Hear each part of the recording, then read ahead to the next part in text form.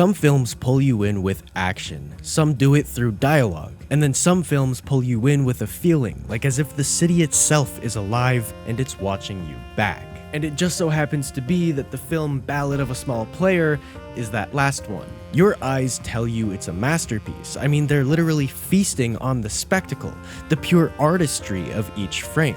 But your gut is telling you that something is missing. This film has everything, and at the same time has nothing at all. Edward Berger, the guy who gave us All Quiet on a Western Front and Conclave, drops Colin Farrell into the nightlife of Macau. Think of every type of neon light, rows and rows of baccarat tables, and a ghost story running underneath all of it. Now, before we move forward, for those who haven't seen the movie or need a quick recap, here's a quick movie breakdown. We're introduced to Lord Doyle, or his real name that he's been running away from, Brendan Riley, is a disgraced Irish financier who faked his own death and fled to Macau. He burns through stolen cash at the baccarat tables, drowning more and more into debt, and he's practically one bad hand away from being deported back to face everything that he's been running from. Then he meets Dao Ming, a casino employee / loan shark, who after some time might just be the reason his luck starts to turn around. But not for the reasons that you might think.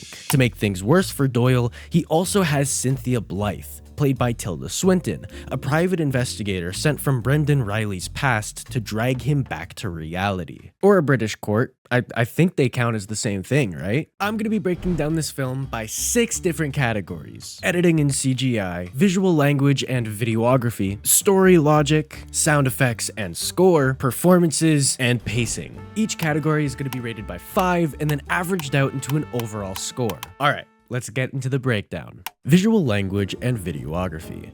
I'm going to start with this category first, because Ballad of a Small Player is without a doubt one of the most gorgeous films to come out on Netflix in a long time. It's what happens when director Edward Berger and cinematographer James Friend, fresh off of their Oscar-winning work on All Quiet on a Western Front, turn their attention to the bright nightlife of Macau. And the result is just amazing. This film was shot on an ARRI Alexa 35 with second reef coral anamorphic lenses, with Caldwell Chameleon and Tribe 7 and Black Wing 7 lenses around the kit, and every once in a while they would use a special 12mm fisheye lens. The lighting in this film does so much heavy lifting. Every set has this push and pull between light and shadow that mirrors exactly where Doyle is at internally. Berger and Friend also made the crucial choice to shoot mostly on location, avoiding the temptation of giant LED virtual sets, and that decision very much pays off. You can feel the grime, the humidity, the sheer scale of Macau. This is one of my favorite shots across the entire film, and I want to take a quick second to break it down. This is what's called a Dutch angle. It's when the camera is rotated between 45 to 60 degrees, and in this case, it keeps rotating on that axis. The staircase railings and escalator carve these strong diagonal lines across the entire frame, creating a sense of instability for the audience. Berger said himself in a behind-the-scenes interview that he wanted the descent to feel like Doyle is entering Inferno. So they rotate the full camera on its axis to strip away any sense of orientation for the audience. I also love the decision making on when the fisheye is used or not. It's mainly used on moments where bro is going through it, and I really like that detail. Oh, and the coat rack scene. I loved this part of the movie. The set, the acting, all of it. With her limping, it feels almost like The Shining, when Jack is looking for his kid in the snow running around with his axe. The camera is also set up like a classic Kubrick shot, a symmetrical corridor shot. And then in another scene closer to the finale, Berger frames Cynthia in a doorway, caught between light and an overwhelming darkness. Its image is loaded with meaning. Like, to me, it represents the line between good and evil, salvation and damnation. This stuff is low-key visual poetry. 5 out of 5. Editing and CGI.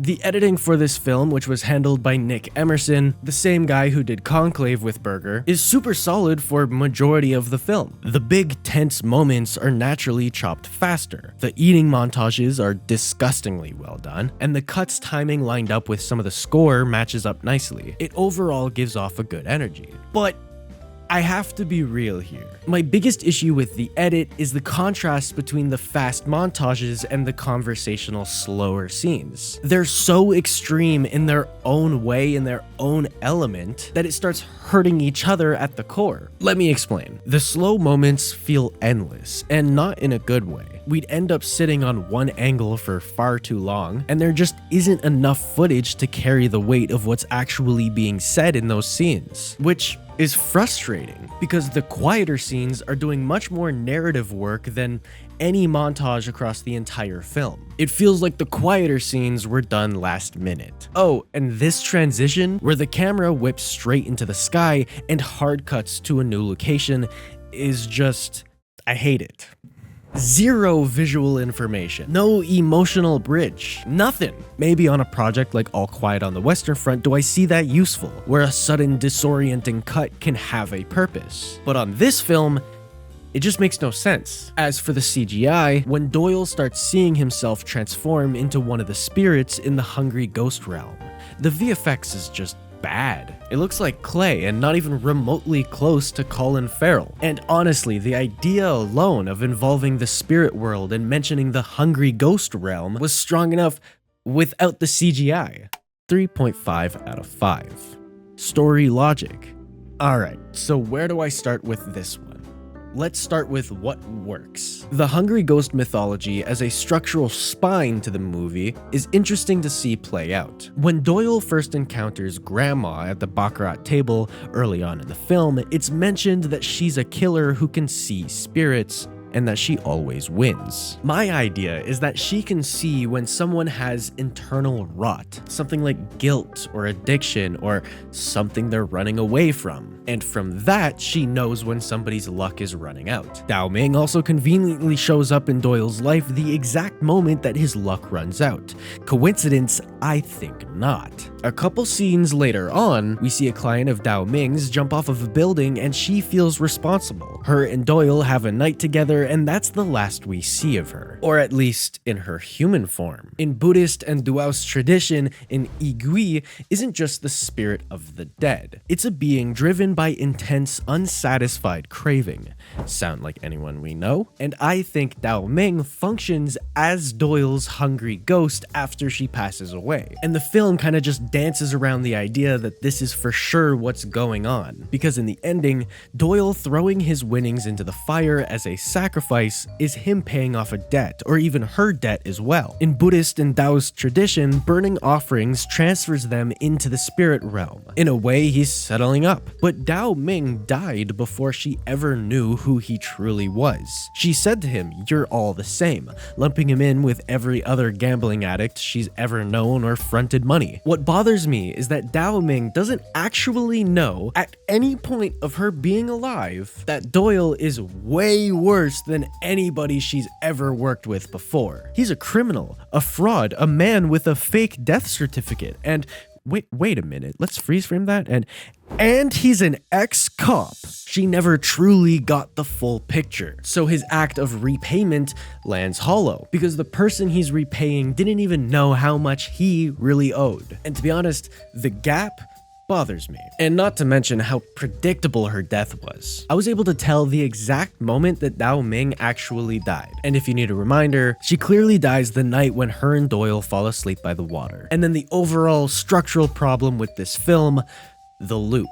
Gamble, lose, eat a ridiculous amount of food, nearly have cardiac arrest, win a bit, maybe a montage, and then it just repeats until the final scene of fireworks. The only scene that actually earns its stillness is the scene between Dao Ming and Doyle before she dies. Everything else is running the same cycle. And then there's the Adrian monologue. You've heard the one about the gambler who wakes up in afterlife, comes to in a sumptuous casino, champagne on ice, girls everywhere, wins every single hand, one after the other. He can't lose. Eventually, he turns to the player next to him and says, "I didn't think I was going to make it to heaven. I thought I was destined for the other place." The other player next to him looks at him and says, and Riley, or Lord Doyle, cuts him off and finishes the story for him. This is the other place. I get what it's going for. It's the story we're watching practically, but it name drops heaven and hell and does nothing to connect us back to the Hungry Ghost framework that this film feels like it's built on. Oh, and the plot hole that I just can't let go. Doyle has a cardiac arrest at the breakfast place. He then wakes up at the house on the water, which just so happens to have the solution for his locker code and returns him with a shitload of money. My issue is Dao Ming is dead. She's been dead. She committed suicide way before he had almost croaked. So who brought him there 2 days after he had the heart attack? The film never addresses it. And for a story asking me to invest into its spiritual logic or expecting shock value from the final big reveal that Dao Ming is actually dead, saw that coming a mile away. But overall, it makes that plot hole a really big problem. 2 out of 5. Sound effects and score. Volker Bertelmann is the one who scored this film, the same composer on All Quiet on the Western Front and Conclave, both being Oscar-winning scores, so it's good because he knows Berger's language. And the score does its job when it's needed. It's large and loud, big strings and horns that just yell in your face. The music is pretty much a copy of Doyle.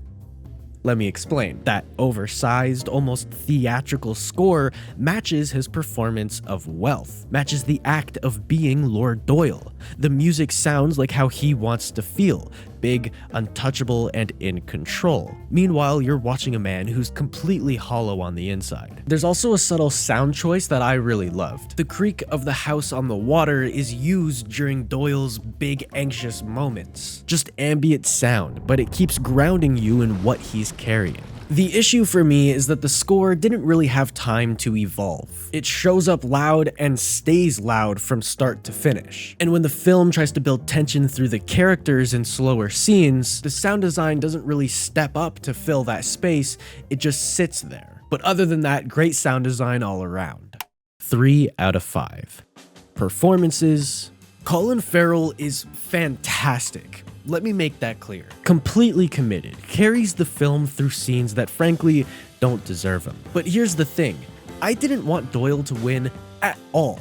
Not once. And it kind of reminded me of my dilemma with Marty Supreme. He's manipulative. He's a criminal. He tells Cynthia to live a little, like his version of living isn't completely crooked. And something that bothered the hell out of me was that he bends the cards every single time he checks his hand. I was also annoyed when he beat Adrian Lepet. I actually wanted him to lose. That's not Farrell's fault. He's doing exactly what the role asks of him. But when the film gives me no reason to root for the main character, that's a problem. And then there's Tilda Swinton, which the chemistry with Farrell is unreal. She's also just extremely talented in general. But it's Cynthia's decision-making that doesn't make too much sense to me.